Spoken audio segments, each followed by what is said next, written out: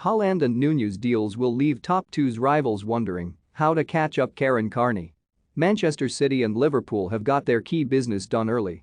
The arrivals of Erling Haaland and Darwin Núñez respectively will provide the clubs with great positivity going into pre-season, and rivals will already be wondering how they can catch up. It is of great importance for a player and team to allow a signing as much time to settle as possible. Tying up deals in June means they can sort out the off-pitch details, such as where to live and, if necessary, arrange schooling for their children. That is a real help because it allows a player to focus on adapting to a new work environment and everything that comes with it.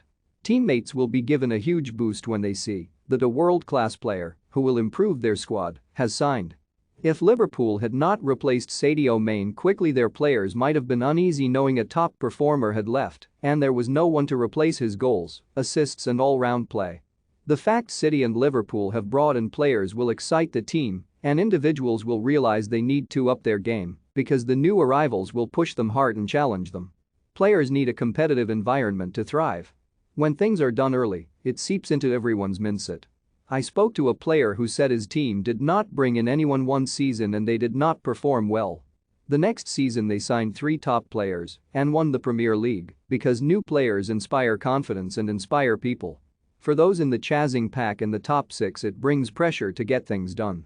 Seeing a rival spend considerable sums on a striker will leave players at those clubs asking why their teams are not doing the same and why they are having to read transfer rumors in hope while City and Liverpool are integrating Haaland and Núñez.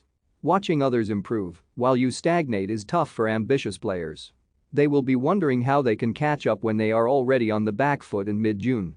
I think selling Mane was the right decision for Liverpool, not because he is not good enough. He was their best player in the season's final months after coming back from the Africa Cup of Nations, but when the money is put on the table for someone going into their final year of a contract, it is the sensible option to take it. It was clear he wanted to leave, so reacting to replace him is better than forcing him to stay. If I had to choose one manager to use money wisely, it's Jurgen Klopp. I don't think any other manager would use that £30 million as wisely. It is not always a strength for other managers, but Liverpool recruit well and use funds smartly. Núñez has a 6-year deal, giving him plenty of time to grow, and he will have a sell-on value. Business-wise, I thought it was the right move. I am sad to see Mane go because he's been brilliant and Liverpool fans rightly adore him, but change should not be feared. Because of the team Núñez was in at Benfica, he did not always have the greatest support, but he held the ball up well and could dribble. I thought he caused some problems against Liverpool in the Champions League. He was very different for Benfica and stood out like a sore thumb. I always try to look not only at a player and at what they have around them. Núñez had 2 decent wingers, but I think the whole team was based around him. He was all about goals, and even if he could not score, he would hold it up and link the play. I can see why Liverpool went after him. At City, Pep Guardiola is always evolving. He has different styles and changes the small details often, which he will do with Haaland. City are not going to make such an effort to sign a striker like Haaland and not play to his strengths. With the wide players they have and the areas they attack down the flanks, Haaland will be 6 to 8 yards out tapping them in.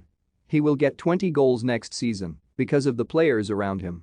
There will be expectation on him, but City got 93 points last season, so there is not much room for improvement. They are bringing in Haaland to keep evolving while making sure their rivals do not get a world-class striker, and they know he will have a sell-on value if City decide to sell him down the line, perhaps to Barcelona or Real Madrid. There will be pressure on him to make the difference for City in Europe, but we have to manage expectations. Many of City's big-name signings have taken time to settle. It took Raheem Sterling 3 seasons to hit double figures for league goals. Rodri took a long time to adapt to the Premier League, and Jack Grealish has shown how difficult it is to automatically fit into a Guardiola team. But Haaland has the talent and temperament to do so. On the pitch, City and Liverpool are the teams to beat, and their smart business sense and ruthless nature in the transfer market show they are hard to catch off at too.